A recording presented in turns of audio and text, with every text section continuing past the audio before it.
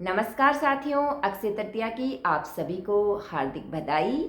आशा करती हूँ सुखी होंगे, खुशहाल होंगे। यदि आप मेरे चैनल पर नए हैं तो आपसे विनती है चैनल को सब्सक्राइब कर लीजिए। ईश्वर की कृपा आप सभी भक्तों पर हमेशा बनी रहे, आप हमेशा हंसते मुस्कुराते रहें।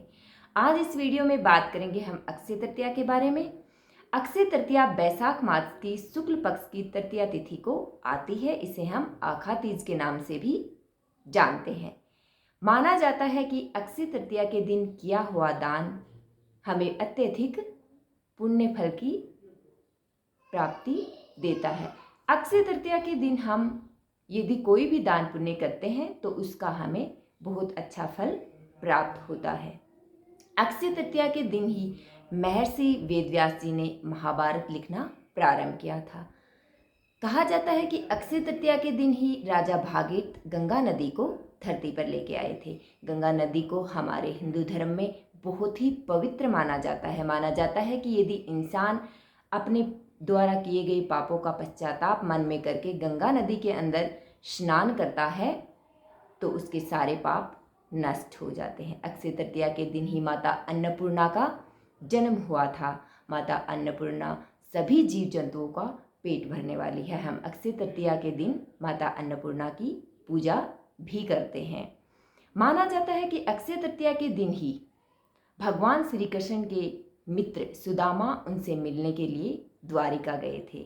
सुदामा जी को उनकी पत्नी ने 4 चावल दिए थे। संकोचवश वो बता नहीं पाए और जब उन्होंने भगवान श्री कृष्ण को वो 4 चावल दिए तो उन्होंने सहर्ष उन्हें ग्रहण किया। और जब सुदामा वापस आए अपनी नगरी में तो वो देखते हैं कि उनकी झोपड़ी की जगह महल बन चुका था और उनकी पत्नी और बच्चे नए वस्त्रों में दिखाई दिए।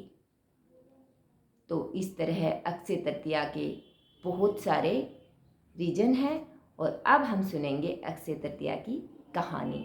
तो प्राचीन समय की बात है। साकल नगरी के अंदर एक राजा, साकल नगरी के अंदर एक व्यक्ति हुआ करते थे, एक वैष्णव हुआ करते थे जो ऋषि मुनियों को भी बहुत मानते थे और दान पुण्य में भी बहुत विश्वास रखते थे। लेकिन जब उन्होंने किसी ऋषि द्वारा ये सुना कि अक्षय तृतीया के दिन यदि हम व्रत उपवास रख के जो भी दान पुण्य करते हैं उसका हमें अक्षय फल प्राप्त होता है, तो उसी दिन से उन्होंने हर तृतीया पे व्रत करना प्रारंभ कर दिया और हर अक्षय तृतीया पे वो दान देते थे। दान के अंदर वो गेहूँ, चावल, दही, चीनी और मिट्टी से भरा मिट्टी के मटके में जल भर करके वो दान देते थे। ऐसा वो हर अक्षय तृतीया पे करते थे।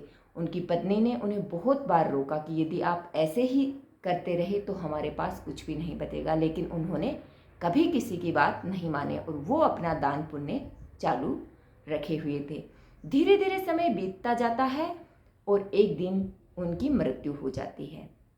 तो आगे जाकर वो एक राजा के रूप में जन्म लेते हैं और वो राजा के रूप में जन्म लेते हैं तो वो राजा भी अत्यधिक दानी होते हैं, बहुत ज़्यादा दान करते हैं। और कहा जाता है कि जब वो अक्षय तृतीया को यज्ञ करते थे वो राजा, तब तीनों लोकों के देवता उनके यज्ञ में ब्राह्मण का रूप धर के भोजन करने आते थे। उनके राज्य में कभी भी धन धान्य की कोई कमी नहीं आई। तो ये छोटी सी पौराणिक कथा थी जो कि हम अक्षय तृतीया पे सुनते हैं। तो अक्षय तृतीया की आपको बहुत बहुत बधाई। और अक्षय तृतीया के दिन भगवान विष्णु के परशुराम स्वरूप की पूजा की जाती है और इस तिथि को हम परशुराम जयंती के रूप में भी मनाते हैं।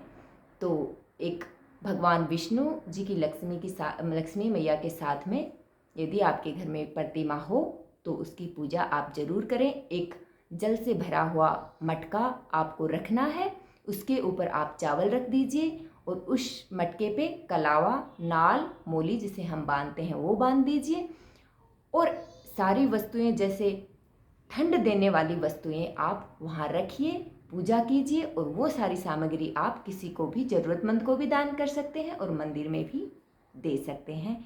तो अक्षय तृतीया के आपको एक बार फिर से हार्दिक शुभकामनाएं। धन्यवाद।